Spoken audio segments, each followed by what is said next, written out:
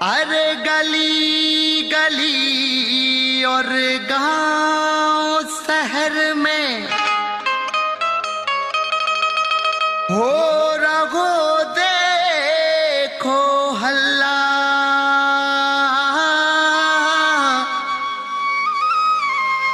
घर घर आया खुशियां लाया,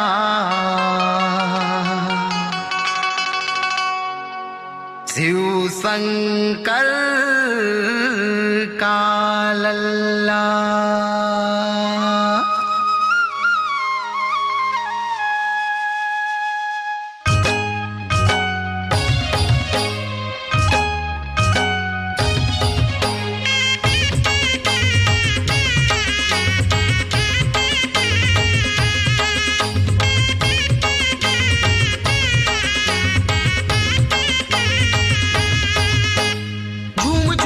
नाचे झूम झूम के, झूम झूम के नाचे झूम झूम के, झूम झूम के नाचे डीजे यहाँ बाजे गणपति जी के साजे झूम झूम के।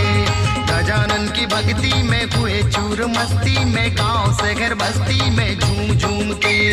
झूम झूम के नाचे डीजे यहाँ बाजे गणपति जी है साजे झूम झूम के।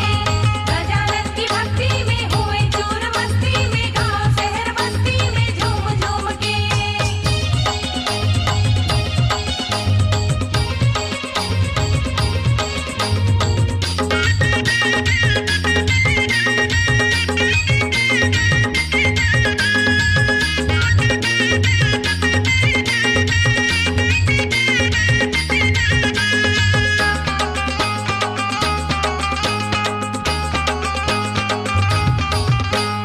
जयकार गाते हैं गणराजा की सारे झूम झूम के।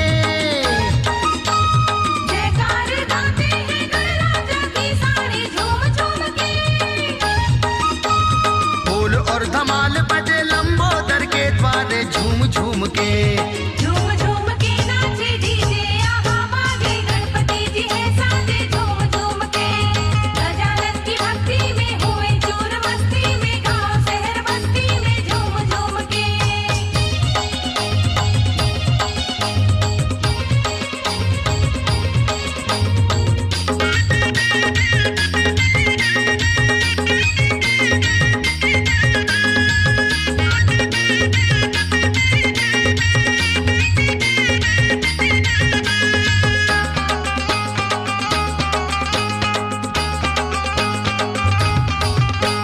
गली गली बप्पा की धूम मची है भारी झूम झूम के।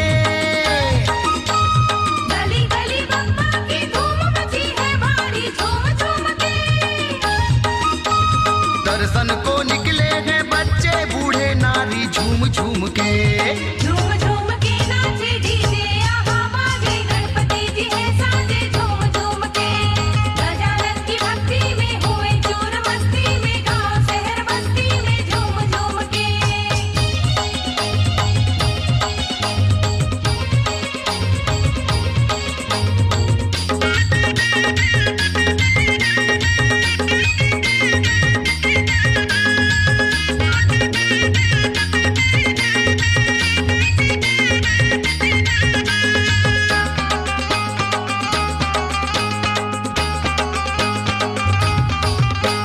ये जुलूस निकला है गौरा के लल्ला का झूम झूम के। ये जुलूस निकला है गौरा के लल्ला का झूम झूम के। शोर निरंजन है बड़ा घर नगर मोहल्ला में झूम झूम के। झूम झूम के नाचे डीजे यहाँ बाजे गणपति जी है साजे झूम झूम के। गजानन की भक्ति में हुए चूर मस्ती में, गांव शहर बस्ती में झूम झूम के। नाचो ने दिल खोल के,